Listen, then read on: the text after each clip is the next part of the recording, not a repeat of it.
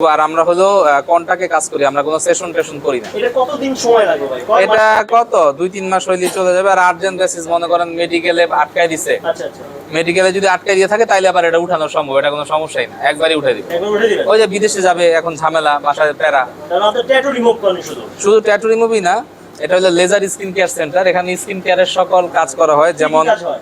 মেস্তা রিমুভ করা হয়, তিল রিমুভ করা হয়, আঁচিল রিমুভ করা হয়, ঘাড়ের কালো দাগ রিমুভ করা হয়, চোখের নিচের কালো দাগ রিমুভ করা হয়। ঠোঁট বিড়ি খেতে খেতে কালো হয়ে গেছে অথবা ন্যাচারালি কালো, সেগুলো ঠিক করা যায়, কোনো কালার না। ব্লেডের কাটা দাগ, এর জন্য কিন্তু আপনাদের সরকারি চাকরি হবে না, তো এটাও করা যায়। তো স্কিন কেয়ারের সকল ধরনেরই কাজ করা হয়। বেসিক আমরা ট্যাটুটাকে হাইলাইট করছি, যেহেতু আগে আমি ট্যাটু করতাম। হ্যাঁ, যেহেতু আমি ট্যাটুটাকে হাইলাইট করতাম, এই কারণে আমরা এইটাকে আমরা হাইলাইট করতে আসি। তো আজকে আমি দেখাবো কিভাবে ট্যাটুটা রিমুভ করে, আর কাটা দাগ রিমুভটা আমরা দেখাবো। আজকে আমাদের নাই, আর মানে মেস্তা রিমুভটা নাই, যে কারণে দেখাতে পারছি না। আর সে